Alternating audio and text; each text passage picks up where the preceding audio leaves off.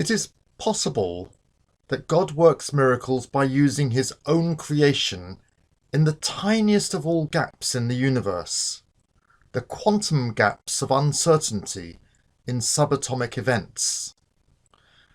This allows God to do things that we would normally call impossible, but we should really call them impossibly improbable. The Heisenberg uncertainty principle states that the exact position and movement of a subatomic particle, such as an electron, can only be determined up to a specific built-in limitation. One consequence of this uncertainty is that we can't predict what will happen when two particles collide. When a photon, that's a particle of light, hits an electron inside a solar panel, it may or may not knock it off the atom it's attached to. If it does, some electricity is generated, and if not, the panel will just gain a little heat. In a system where normally only 10% of electrons are dislodged by photons, God could make 50% of the electrons be dislodged, and suddenly the solar panel would produce 5 times as much electricity, which could certainly be noticed. This still would not break any laws of physics, though it would be very improbable, and the longer it continues, the more improbable, i.e. miraculous, it would become. Now, improbable events happen all the time, as for example when an atom of carbon-14 decays into nitrogen, which is the process by which we measure archaeological time. Now, imagine a jug of water made of hydrogen and oxygen. It also contains some dissolved air, nitrogen, oxygen and carbon dioxide. If some of those atoms moved out of their molecules and joined together, say 3 nitrogen and 5 carbons and 9 hydrogens, and they collected in the shape of a double-ringed amine, then that would be a molecule of histamine.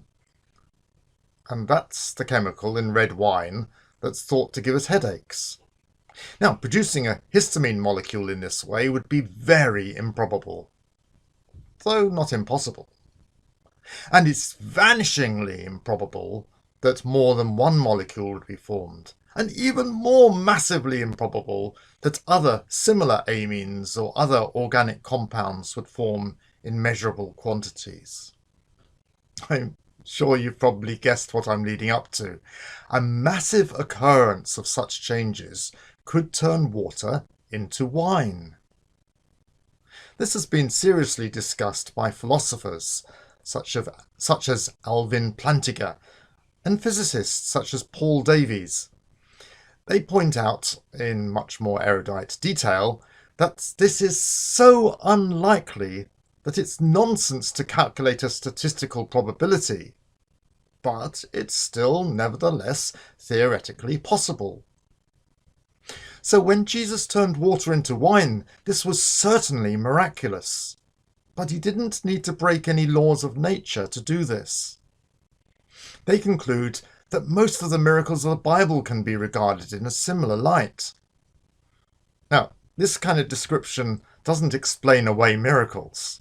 Miracles are still impossible, in the sense that they're too improbable to ever occur during the lifetime of this universe, let alone at a significant moment. However, God could, without breaking any laws of physics, change the physical world in all kinds of ways. Deists argue that God simply leaves his creation to run the way that he's designed it, so he doesn't need to interact with it. But the Bible suggests that God does occasionally step in, and he makes things happen in a miraculous way. And God can do this without breaking any of the physical laws that he has built into the universe. This doesn't mean that God is constrained by any laws of nature, but it does suggest that he uses nature in the way he intended when he created it, even when performing a miracle. God bless.